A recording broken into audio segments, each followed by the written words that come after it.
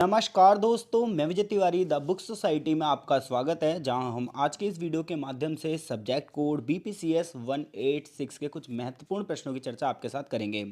जैसा कि आप सभी जानते हो कि सब्जेक्ट कोड बीपीसीएस 186 का जो संबंध है वो है स्ट्रेस मैनेजमेंट से, यानी कि तनाव प्रबंधन से। अगर हम इस कोड की बात करें तो इसका पेपर जो है वो 50 नंबर का आता है और समय जो है आपको 2 घंटे का दिया जाता है। और एक क्वेश्चन यहाँ पर 10 नंबर का होता है। टोटल क्वेश्चन पेपर में 8 क्वेश्चन आते हैं और आपको कोई से 5 क्वेश्चन आपको करने होते हैं। एक पार्ट में से 2 क्वेश्चन करने होते हैं और एक पार्ट में से 3 क्वेश्चन करने होते हैं।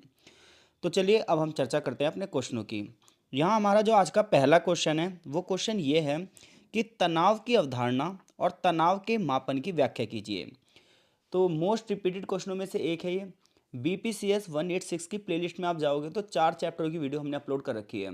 वो चारों चैप्टर बहुत ही इंपॉर्टेंट चैप्टर हैं। अगर आप वो 4 चैप्टर पढ़ लेते हो तो 4 क्वेश्चन आपके वहाँ से बिल्कुल कंप्लीट हैं, और वो भी बहुत बारीकी से। और 5-6 क्वेश्चनों की चर्चा इस वीडियो में की जाएगी। तो यहाँ से आप इस तरीके से 8-10 क्वेश्चन कवर कर सकते हो। तो तनाव की अवधारणा और तनाव के मापन की व्याख्या कीजिए, क्वेश्चन हमारा ये है। तो तनाव की अवधारणा में अगर हम बात करें तो इसे इंग्लिश में स्ट्रेस कहते हैं, जो कि एक मानसिक और शारीरिक प्रतिक्रिया है। तो कई बार हमारे सामने बहुत सारी चुनौतीपूर्ण परिस्थितियाँ आती हैं और इनका सामना हम जब ही कर सकते हैं जब हम स्ट्रेस लें। तो देखो, स्ट्रेस पॉजिटिव भी होता है, नेगेटिव भी होता है। पॉजिटिव स्ट्रेस हमें बहुत कम समय में एक अच्छा आउटपुट देता है, और जो नेगेटिव स्ट्रेस होता है इसका प्रभाव हमारे स्वास्थ्य पर पड़ता है। तो जो तनाव है एक सामान्य प्रक्रिया है जो व्यक्ति को कठिन परिस्थितियों में मुकाबला करने के लिए प्रेरित करती है। लेकिन अगर लंबे समय तक तनाव रहे तो ये हमारे स्वास्थ्य पर और हमारे कल्याण के लिए बहुत हानिकारक हो सकता है। यानी कि स्ट्रेस जो है वो हमारी लाइफ का एक अभिन्न हिस्सा है। इसके बिना हम अपने जीवन की कल्पना नहीं कर सकते। लेकिन तनाव जो है ये कठिन परिस्थितियों में निकलने के लिए भी हमारी मदद करता है। लेकिन अगर हम लंबे समय तक तनाव से ही गुजरें तो ये हमारे स्वास्थ्य पर और हमारे मानसिक स्वास्थ्य पर बहुत गंभीर प्रभाव डाल सकता है। अब हम बात करते हैं तनाव की अवधारणा की। तो जब हम तनाव की अवधारणा की बात करते हैं तो सबसे पहले हम ये देखते हैं कि कौन कौन सी प्रतिक्रियाएं हैं जो तनाव को उत्प्रेरक करती हैं। तो तनाव एक व्यक्ति की भौतिक और मनोवैज्ञानिक प्रतिक्रिया है जो किसी प्रकार के मांग या दबाव की स्थिति में उत्पन्न हो सकती है। इसे शरीर की लड़ाई या उड़ान प्रतिक्रिया के रूप में भी जाना जाता है। तो देखा जाए तो ये ना हमारी एक मनोवैज्ञानिक प्रतिक्रिया है कि यानी कि किस प्रकार की सिचुएशन में हम किस प्रकार के डिसीजन ले रहे हैं, ये जो है वो स्ट्रेस से रिलेटेड है। दूसरी बात यह है कि तनाव के जो प्रकार हैं वो 2 प्रकार हैं। एक है अल्पकालिक तनाव और एक है दीर्घकालिक तनाव, एक्यूट स्ट्रेस और क्रॉनिक स्ट्रेस। ये एक सामान्य अल्प अवधि के लिए होता है और इसे तुरंत की चुनौतियों के प्रति शरीर की प्रतिक्रिया के रूप में देखा जाता है। तो हमारे सामने लगभग हर समय कुछ ना कुछ चैलेंज आते रहते हैं और मैटर ये करता है कि हम उस समय उस चैलेंज को किस प्रकार से स्वीकार कर रहे हैं।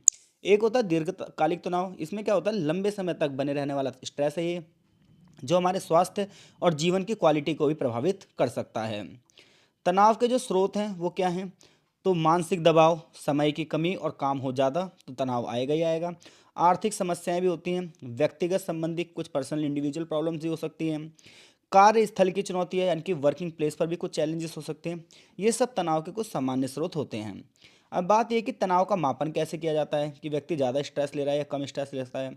तो देखो, तनाव का मापन करना कई बार चुनौतीपूर्ण होता है, चैलेंजिंग होता है, क्योंकि ये व्यक्तिगत अनुभव है। कुछ लोग ऐसे होते हैं जो स्ट्रेस वाली परिस्थितियों में ज़्यादा अच्छा काम कर पाते हैं, कुछ ऐसे होते हैं जो उनके स्वास्थ्य पर इसका निगेटिव इम्पैक्ट पड़ता है। अब ऐसे में कोई व्यक्ति कितनी मात्रा के तनाव में है, हमें कैसे पता चलेगा? तो इसके लिए अलग अलग तरीके हैं और अलग अलग टूल्स हैं, जैसे कि स्व रिपोर्ट पैमाने।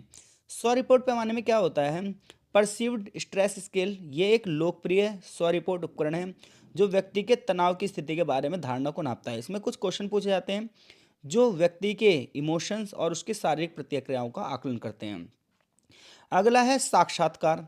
तनाव के स्तर का मापन करने के लिए एक साक्षात्कार किया जाता है, इंटरव्यू लिया जाता है, और इसमें कुछ क्वेश्चन पूछे जाते हैं जिससे हमें उस व्यक्ति के तनाव के सोर्स, यानी कि उसकी किस वजह से तनाव में है, वो किस प्रकार के लक्षण है, उसमें किस प्रकार की प्रतिक्रिया है, ये हमें पता चलता है। एक बायोमेट्रिक तरीका भी है तनाव को नापने का। इसमें क्या होता है, इसमें कॉर्टिसोल लेवल, हृदय की गति, रक्तचाप यानी कि ब्लड प्रेशर को नापा जाता है। ये तनाव के शारीरिक लक्षणों का संकेत देता है। व्यक्ति का व्यवहार भी बताता है कि वो कितने तनाव में है। कई बार व्यक्ति बहुत चिड़चिड़ा हो जाता है, जल्दी उसे गुस्सा आ जाता है, तो इसका मतलब यह है कि वो गंभीर स्ट्रेस की बीमारी से ग्रसित है। तो इस प्रकार से अलग अलग तरीके हैं तनाव को मापने के। क्वेश्चन हमारा ये था कि तनाव की अवधारणा क्या है और तनाव के मापन बताओ। तो तनाव, जिसे इंग्लिश में स्ट्रेस कहते हैं, ये एक मानसिक और शारीरिक प्रोसेस है जो हमें किसी भी चुनौती का सामना करने पर जो है मदद करता है। लेकिन ये एक सामान्य प्रोसेस है, जनरल प्रोसेस है। लेकिन अगर ये लंबे समय तक बना रहे तो इसका निगेटिव इम्पैक्ट हम पर पड़ सकता है। तनाव की अवधारणा ये है कि ये भौतिक और मनोवैज्ञानिक प्रक्रिया है जो किसी प्रकार की मांग या दबाव की स्थिति में उत्पन्न हो सकती है। जो कम समय के लिए तनाव होता है उसे अल्पकालिक तनाव कहते हैं, जो तुरंत की चुनौतियों से निपटने में हमारी मदद करता है। और जब लंबे समय तक तनाव बना रहता है तो उसे दीर्घकालिक तनाव कहते हैं। तनाव के स्रोतों की बात करें तो कई बार मानसिक दबाव होता है हमारे ऊपर, कई बार टाइम की कमी होती है, आर्थिक समस्याएं बहुत ज़्यादा होती हैं, तो भी ज़िंदगी में तनाव आ सकता है। तनाव को नापने का तरीका अलग अलग है। एक यह है कि स्व रिपोर्ट, खुद का रिपोर्ट बनाई जाए। एक है कि क्वेश्चन पूछे जाएं। तीसरा है बायोमेट्रिक मापन, जिसमें हम ये देखते हैं कि व्यक्ति की हार्ट बीट कितनी है, ब्लड प्रेशर कैसा चल रहा है, और व्यवहार व्यक्ति का अध्ययन किया जाता है। निष्कर्ष ये निकलता है कि तनाव एक जटिल और व्यक्तिगत अनुभव है। इसे समझने के लिए, इसे मापने के लिए अलग अलग तरीकों का उपयोग किया जाता है, और उपयुक्त विधियों के माध्यम से हम तनाव की पहचान कर सकते हैं और उसको मैनेज भी कर सकते हैं। अगला क्वेश्चन है, तनाव के किन्हीं 3 प्रतिरूपों पर चर्चा कीजिए। तो देखो, तनाव के तो बहुत सारे प्रतिरूप होते हैं, हमसे केवल यहाँ पर वो 3 प्रतिरूप की बात कर रहा है। तो देखिए, पहला प्रतिरूप है जैविक प्रतिरूप। जैविक प्रतिरूप क्या होता है? जैविक प्रतिरूप ये मानता है कि तनाव एक जटिल घटना है जो जैविक, मनोवैज्ञानिक और सामाजिक कारकों की वजह से उत्पन्न होती है। यह प्रतिरूप विभिन्न कारकों के बीच में संवाद पर जोर देता है जो तनाव की प्रकृति को समझने में मदद करते हैं। महत्व क्या है इसका? महत्व यह है कि यह प्रतिरूप हमें यह समझने में मदद करता है कि कैसे व्यक्ति की जैविक क्रियाएं, जैसे हार्मोनल प्रतिक्रियाएं, उसका मानसिक स्वास्थ्य, उसका सामाजिक परिवेश मिलकर तनाव की अनुभूति प्रभावित करते हैं। यानी कि हम बात ये कर रहे हैं, क्वेश्चन हमसे यह पूछ रहा है कि तनाव के 3 प्रतिरूप बताओ। पहला होता है कौन सा? जैविक प्रतिरूप। इसमें क्या होता है? इसमें यह मान लिया जाता है, देखो, हर एक व्यक्ति तनाव का सामना तो करेगा। अब मैटर ये करता है कि व्यक्ति के जीन्स किस तरीके के हैं, व्यक्ति किस तरीके की सोच रखता है, और व्यक्ति की सोसाइटी किस तरीके की है। क्योंकि हमारे आसपास की जो परिस्थितियां हैं वो भी हमें प्रभावित करेंगी। हमें अपने परिवार से भी जो जेनेटिक्स, जो जीन्स मिले हैं वो भी प्रभावित करेंगे, और हमारे सोचने का तरीका क्या है ये भी प्रभावित करेगा। तो तनाव का जो पहला प्रतिरूप है वो जैविक प्रतिरूप होता है। इसमें हम इस चीज़ पर ध्यान देते हैं कि जो हमारी खुद की जैविक क्रियाएं, जो हमारी शारीरिक क्रियाएं हैं, जो हमारे हॉर्मोन्स हैं वो किस तरीके वर्क कर रहे हैं, मानसिक स्वास्थ्य हमारा कैसा है, हम चीज़ों को कैसे सोचते हैं, पॉजिटिव सोचते हैं, नेगेटिव सोचते हैं। ये तनाव का पहला प्रतिरूप है। दूसरा प्रतिरूप है लेजर और फॉकमैन का संज्ञानात्मक प्रतिरूप। तो ये प्रतिरूप ये सुझाव देता है कि व्यक्ति को तनाव जो है कुछ संज्ञानात्मक प्रतिक्रियाओं से उत्पन्न होता है जिनके माध्यम से वो किसी घटना या स्थिति का आकलन करते हैं। कई बार लोग क्या करते हैं, किसी सिचुएशन को पहले ऑब्जर्व कर लेते हैं, कुछ ऐसा समझ लेते हैं। इसे प्राथमिक आकलन और द्वितीय आकलन कहते हैं।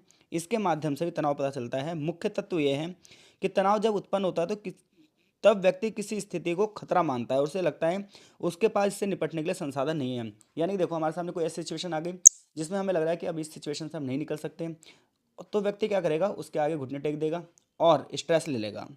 यह प्रतिरूप तनाव को प्रबंधन योग्य बनाता है। इसमें क्या होना चाहिए, इसमें व्यक्ति को इमोशनली मजबूत होना चाहिए, और प्रॉब्लम आए तो उसे भागना नहीं चाहिए बल्कि प्रॉब्लम को सॉल्व करने की ट्रिक सोचनी चाहिए। तीसरा जो प्रतिरूप है वो है सामान्य अनुकूलन सिंड्रोम। ये हंस सैल्य द्वारा प्रस्तावित किया गया था। इसमें यह हुआ था कि तनाव का शरीर पर क्या प्रभाव पड़ता है। तो जब भी व्यक्ति स्ट्रेस वाली गतिविधि में आता है तो सबसे पहले शरीर ना अलार्म देता है, तो शरीर को खतरे की स्थिति का एहसास हो जाता है। अब उसके सामने दो ऑप्शन होते हैं कि अब उस खतरे से लड़ाई करेगा या उस खतरे से भागेगा। इसे लड़ाई या उड़ान प्रतिक्रिया चालू होती है। तो हंस सैल्य ने कहा था कि भैया, जब व्यक्ति के सामने स्ट्रेस आता है, कोई भी स्थिति आती है, तो सबसे पहले बॉडी ना अलार्म देती है कि भैया अब खतरे की स्थिति हो गई है, बता भागना है या फिर सामना करना है। फिर आता है प्रतिरोध चरण। शरीर तनाव के विरुद्ध लड़ने के लिए अपनी ऊर्जा को बनाता है। और लास्ट में आता है थकान। लंबे समय तक चलने वाले तनाव की वजह से शरीर की ऊर्जा खत्म होती है, जिससे स्वास्थ्य संबंधी समस्याएं उत्पन्न हो सकती हैं। महत्व यह है कि यह प्रतिरूप शारीरिक प्रतिक्रियाओं को समझने में मदद करता है जो तनाव के परिणाम स्वरूप उत्पन्न होती है। तो तनाव के प्रतिरूप है, इसके अलावा भी और भी बहुत सारे प्रतिरूप हैं। यहाँ 3 की बात हुई तो 3 की चर्चा कर रहे हैं। चैप्टर का नाम ही है तनाव के प्रतिरूप, उसमें कई सारे प्रतिरूपों की चर्चा की गई है। क्वेश्चन नंबर 3 है कि स्वास्थ्य एवं संबंधों पर तनाव का क्या प्रभाव पड़ता है। यानी कि तनाव का हमारे स्वास्थ्य पर क्या प्रभाव पड़ता है और हमारे जो संबंध हैं उन पर क्या प्रभाव पड़ता है। तो देखो, सबसे पहले हम पढ़ेंगे हमारे स्वास्थ्य पर क्या प्रभाव पड़ता है। तो सबसे पहले तनाव का जो प्रभाव पड़ता है वो हमारे मानसिक स्वास्थ्य पर प्रभाव पड़ता है, जो कि हमारी जो मस्तिष्क की क्षमताएं हैं उसे प्रभावित करता है। और ये निगेटिव इम्पैक्ट होता है। जैसे हम चिंता कर रहे हैं बहुत ज़्यादा, तो हम डिप्रेशन में चले जाएंगे, जिसकी वजह से मानसिक समस्याएं हो जाएगी। लंबे समय तक जब तनाव में रहेंगे हम तो मानसिक थकान होगी और ये बर्न आउट को भी जन्म दे सकता है। तो जो स्ट्रेस है उसका पहला निगेटिव इम्पैक्ट ये है कि ये सीधे हमारी मेंटली हेल्थ को प्रभावित करता है। कई बार व्यक्ति डिप्रेशन में चला जाता है और भाई कुछ नहीं कर पाता। शारीरिक स्वास्थ्य, तनाव शरीर के विभिन्न तंत्रों को प्रभावित करता है। सबसे पहली बात तो है इससे हार्ट डिसीज हो जाती हैं। आज आप देख लो ज़्यादा से ज़्यादा लोगों को हार्ट डिसीज इसलिए हो रही है क्योंकि वो स्ट्रेस का सामना कर रहे हैं। हाई ब्लड प्रेशर हो जाता है, मेटाबॉलिक विकार हो जाते हैं, ठीक है, हार्मोन जो है उनका संतुलन बेकार हो जाता है और शरीर की जो प्रतिरोधक क्षमता है वो भी कम हो जाती है। तनाव जिससे ज़्यादा उसे नींद की समस्या भी रहेगी भाई। तनाव के कारण नींद की गुणवत्ता पर निगेटिव इम्पैक्ट पड़ेगा। लोग अनिद्रा, अशांत नींद और थकान का अनुभव करेंगे। डेली रूटीन की क्वालिटी खत्म हो जाएगी और सबसे बड़ी बात आप यकीन नहीं मानेंगे, पाचन तंत्र पर भी समस्या आती है हमारे तनाव पर। यानी कि अगर हम तनाव लेते हैं तो हमारे जो पाचन तंत्र है उसे ही प्रभावित करता है। पेट दर्द, अपच, आंतों की समस्या हो सकती है इससे। अब हमारे संबंधों पर तनाव का क्या प्रभाव पड़ता है? सबसे पहली बात कम्युनिकेशन। जो बंदा स्ट्रेस में रहेगा वो अपने साथी और परिवार के सदस्यों से अच्छी तरीके से कम्युनिकेशन ही नहीं कर पाएगा। वो गलत फहमियों में रहेगा, विवादों को जन्म दे सकता है। भावनात्मक दूरी, जो व्यक्ति स्ट्रेस में रहेगा वो अपने खास लोगों से धीरे धीरे करके दूरी बना लेगा। क्यों? क्योंकि उसे लगेगा यार मेरे को ना वो चीज़ें नहीं मिल पा रही जो मिलनी चाहिए समाज में। इससे संबंधों में दरार आनी शुरू हो जाएगी। टाइम मैनेजमेंट की समस्या रहेगी। जो व्यक्ति ज़्यादा समय तक तनाव में रहता है ना वो टाइम मैनेजमेंट सही से नहीं कर पाता, जिसकी वजह से ना तो अपने सामाजिक जिम्मेदारी पूरी कर पाता है ना ही परिवार की जिम्मेदारी पूरी कर पाता है। असमर्थता और चिड़चिड़ापन, जो लोग तनाव में होते हैं जल्दी गुस्सा हो जाता है, उन्हें उदास हो जाते हैं। व्यवहार संबंधी तनाव को बढ़ा सकता है और आपसी समझ को कम कर सकता है। निष्कर्ष ये निकलता है कि तनाव का स्वास्थ्य और संबंधों पर बहुत सारे प्रभाव पड़ते हैं।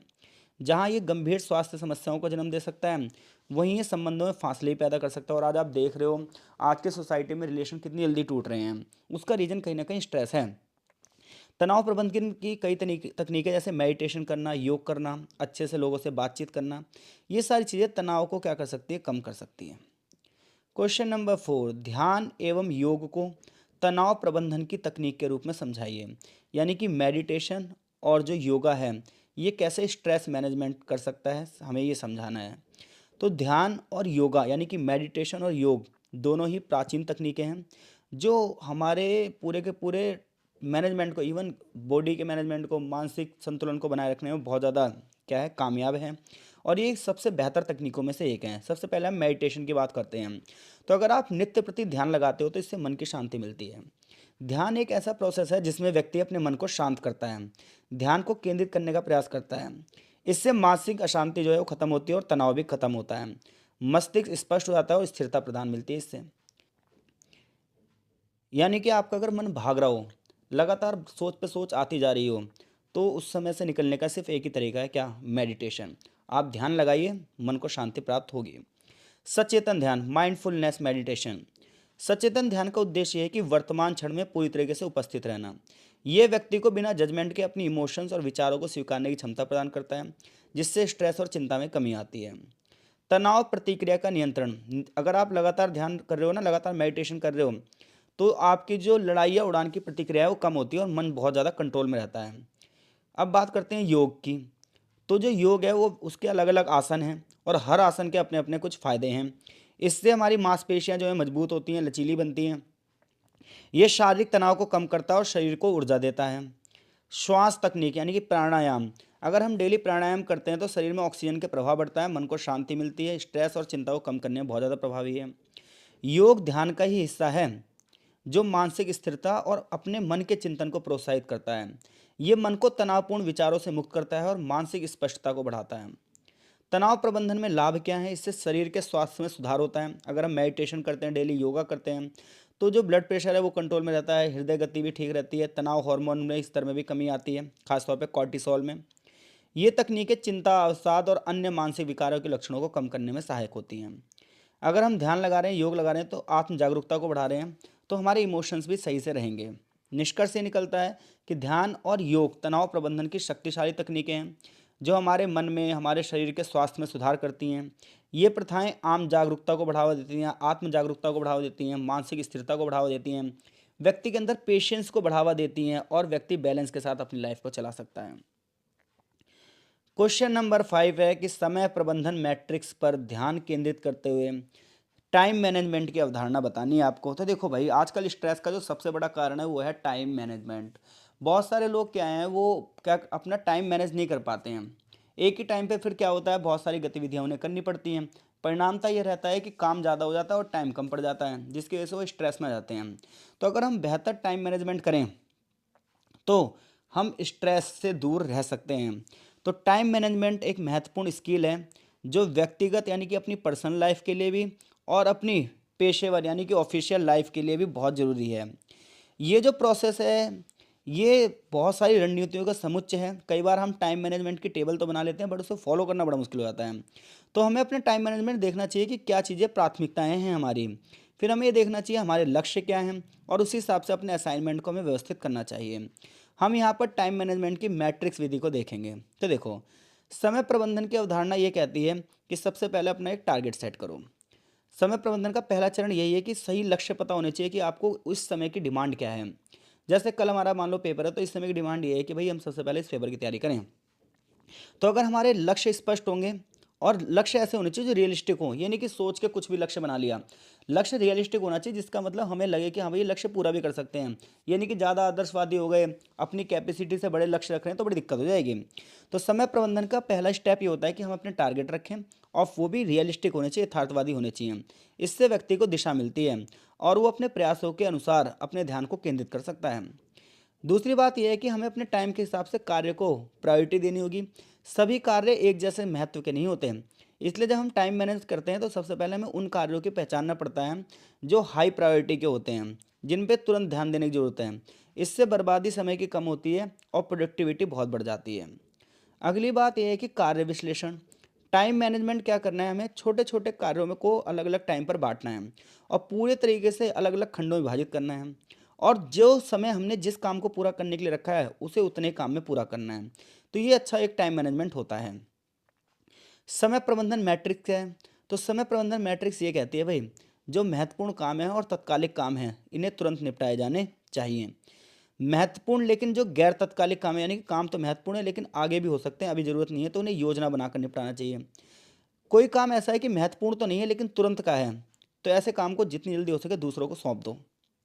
और कुछ काम ऐसे होते हैं जो महत्वपूर्ण भी नहीं होते और तुरंत उन्हें करने की जरूरत भी नहीं होती, इन्हें टाल दो। तो देखो भाई, मैट्रिक्स विधि ये कहती है टाइम मैनेजमेंट की कार्य को 4 भागों में बांट सकते हैं। पहला काम होता है कि जो बहुत महत्वपूर्ण काम है और उसे तुरंत निपटाना भी है, तत्कालिक है, तो उसे तुरंत निपटा दो, फिर उसे मत टालो भाई, वरना आप स्ट्रेस में आ जाओगे।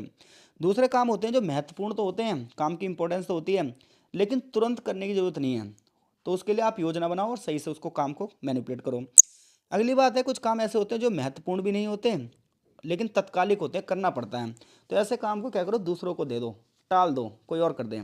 कुछ काम होते हैं जो गैर महत्वपूर्ण भी होते हैं और गैर तत्कालिक भी होते हैं, तो इन्हें टाल दो, सोचो ही मत इनके बारे में। समय ट्रैकिंग एक उपकरण है। इससे स्पष्ट होता है कि कहाँ समय का अत्यधिक उपभोग हो रहा है और सुधार की गुंजाइश कहाँ है। उत्पादकता मैट्रिक्स, ये मैट्रिक्स सफलता उत्पादकता को मापने के लिए उपयोग है। जैसे हमें पहले कार्यों की संख्या पूरी करनी चाहिए, हमें क्या क्या कार्य करने हैं, समय सीमा का पालन करना चाहिए और बिल्कुल अच्छे से मापदंड रखना चाहिए। निष्कर्ष ये निकलता है कि समय प्रबंधन समय का अधिकतम उपयोग करने की कला है जो व्यक्तिगत और पेशेवर जीवन में बैलेंस लाता है और हमारे जीवन की सफलता को सुनिश्चित करता है। टाइम मैनेजमेंट मैट्रिक्स व्यक्ति को बेहतर योजना बनाने में, प्राथमिकताओं को सही ढंग से निर्धारित करने में और अपनी प्रोडक्टिविटी को बढ़ाने में मदद करती है। न सिर्फ मदद करती है बल्कि मानसिक स्वास्थ्य और जीवन की गुणवत्ता को भी बेहतर बनाती है। इससे व्यक्ति तनाव रहित जीवन जीता है और अधिक केंद्रित जीवन जी सकता है। तो जैसे कि आप सभी जानते हो कि आज के जीवन में जो सबसे बड़ी समस्या है वो स्ट्रेस है, और ये किताब बेहतरीन तरीके से उसके मैनेजमेंट को बताती है। यहाँ हमने 5 क्वेश्चनों पे चर्चा की है और 4 चैप्टर अपलोड कर रखे हैं। इससे आप बहुत अच्छे से पेपर दे पाओगे। 5 क्वेश्चन आप ये कर लो और वो तीनों चारों चैप्टर की वीडियो देख लेना। तो आपका बहुत बहुत धन्यवाद। मिलते हैं आपसे नेक्स्ट सब्जेक्ट कोड के साथ।